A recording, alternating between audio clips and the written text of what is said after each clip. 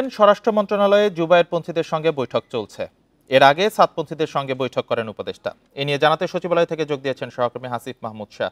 হাসিফ মাহমুদ শাহ, সাতপন্থীদের সঙ্গে ইতিমধ্যে বৈঠক হয়ে গেছে এবং জুবায়েরপন্থীদের সঙ্গে বৈঠক চলছে। আসলে দুই পক্ষের সাথে কি বিষয় নিয়ে আলোচনা হয়েছে, কি সিদ্ধান্ত আসতে পারে, এখন পর্যন্ত কি তথ্য আছে আপনার কাছে?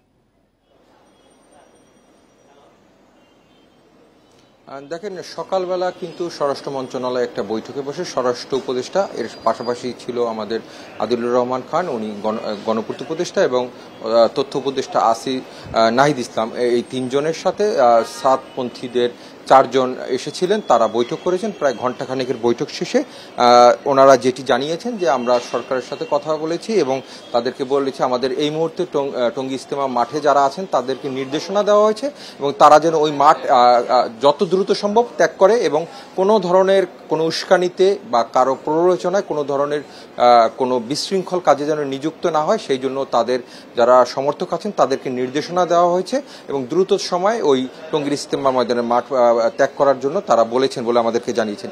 এর পাশাপাশি ওনারা যেটি বলেছেন যে এর আগের বছরগুলোতে যখন থেকে আসলে এই যে ইজতেমা প্রাঙ্গণটাকে দুভাগে ভাগ করা হয় সাদ এবং জুবায়েরপন্থীদের, সবসময় জুবায়েরপন্থীরা প্রথমে ইজতেমা প্রাঙ্গণটা ব্যবহার করেন এবং সাতপন্থীরা পরবর্তীতে করেন।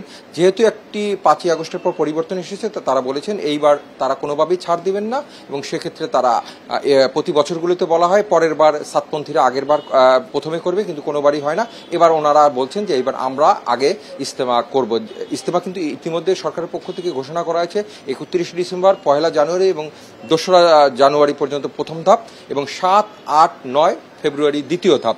সেই হিসেবে এছাড়া তাদের আরেকটি দাবি ছিল হলো মাওলানা সাদ, ওনাকে যেন এবার আসতে বাংলাদেশে ভিসা দেওয়া হয় এবং সেক্ষেত্রে স্বরাষ্ট্র মন্ত্রণালয় সব ধরনের সহযোগিতা করে, সে বিষয়ে তারা তাদের দাবি তুলে ধরেছে। এই ছিল সাতপন্থীদের সাথে বৈঠকে স্বরাষ্ট্র মন্ত্রণালয়। এই মুহূর্তে জুবায়েরপন্থীরা বৈঠক করছেন প্রায় 1.5 ঘন্টার মতো এই বৈঠক এখনো চলছে। কিছুক্ষণের মধ্যেই আমরা আশা করছি যে জুবায়েরপন্থীরা বের হবেন এবং তারাও বক্তব্য রাখবেন এবং এর পাশাপাশি স্বরাষ্ট্র মন্ত্রণালয় থেকে স্বরাষ্ট্র উপদেষ্টা কথা বলবেন যে আসলে দুই পক্ষের সাথে বৈঠকে তারা কি ধরনের সিদ্ধান্ত দিলেন এবং আসলে যেই বিষয়গুলো রয়ে গেছে অমীমাংসিত, যে এইবার কারা আগে করবেন কারা পরে করবেন, মাওলানা সাদ আসতে পারবেন কি পারবেন না এবং এই বিষয়গুলো নিয়ে আসলে স্বরাষ্ট্র মন্ত্রণালয় কি ধরনের সিদ্ধান্ত নিচ্ছেন, হয়তোবা কিছুক্ষণের মধ্যে এই বিষয়টা শুরু হবে বলে আমরা আশা প্রকাশ করছি।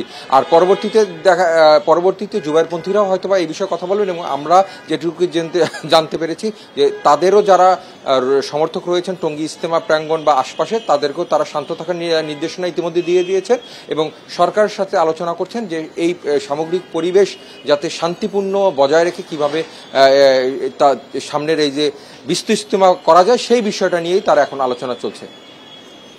হাসিব, 3 জন সংঘর্ষে ইতিমধ্যে নিহত হয়েছে, তো সেই ক্ষেত্রে সামনে আবার বড় ধরনের কোনো সংঘাত হতে পারে কিনা সে বিষয়ে কি কোনো সিদ্ধান্ত এসেছে বা এটা কিভাবে রোধ করা যায় সেই বিষয়ে কি কোনো কঠোর সিদ্ধান্ত আসছে কিনা? স্বরাষ্ট্র মন্ত্রণালয় থেকে তাদের যখন সাতপন্থীদের বৈঠক হয় তখনই তাদেরকে বলা হয়েছে যে তারা দাঁড়ানো কোনো ধরনের বিশৃঙ্খল পরিস্থিতি যেন লিপ্ত না হয় এবং সেইটাই যেন তাদের সমর্থকদের জানিয়ে দেওয়া হয়, কারণ পরিবেশ পরিস্থিতি যদি বিশৃঙ্খল হয় তাহলে কিন্তু আরও নাশকতা অরাজকতা ঘটতে পারে। সেক্ষেত্রে তারা যেন এই ক্ষেত্রে সচেষ্ট হয়, এই জন্য কিন্তু স্বরাষ্ট্র মন্ত্রণালয় স্বরাষ্ট্র উপদেষ্টার সাথে যখন বৈঠক হয়েছে সাতপন্থীদের কিন্তু সেটি জানিয়ে দেওয়ার পরপরই সাতপন্থীরা কিন্তু এই বিষয়ে তাদের গণমাধ্যমের সাথে কথা বলেছে এবং তাদের কর্মীদেরও কিন্তু সেই নির্দেশনাই দিয়েছে। সেক্ষেত্রে একদম স্বরাষ্ট্রমন্ত্রীর ক্ষেত্রে যে একটি কঠোর ভূমিকা নিচ্ছে এটা কিন্তু বলাই যায়। আশা করা যাচ্ছে যে জুবায়েরপন্থীদেরও একই ধরনের নির্দেশনা দেওয়া হবে যেন কোনো ধরনের বিশৃঙ্খল পরিবেশ বা বিশৃঙ্খল পরিবেশ সৃষ্টির কাজে যেন তার কর্মীরা লিপ্ত না হয়, সে বিষয়ে স্বরাষ্ট্র মন্ত্রণালয় কঠোর নির্দেশনা দেবে বলে আমরা আশা প্রকাশ করছি। কারণ পরিস্থিতি নিয়ন্ত্রণে তাহলে যদি না হয় তাহলে পরিস্থিতি আরো খারাপ হতে পারে। সেই ক্ষেত্রে আমার মনে হয় যে স্বরাষ্ট্র মন্ত্রণালয়ের সাথে সেই আলোচনাটাই এই মুহূর্তে জুবায়েরপন্থীদের চলছে এবং আশা করা যাচ্ছে এর পরপরই জুবায়েরপন্থীরা তারা কি নির্দেশনা পেলেন, তারা কি তাদের কর্মীদের নির্দেশনা দিচ্ছেন সেই বিষয়টা বলবেন।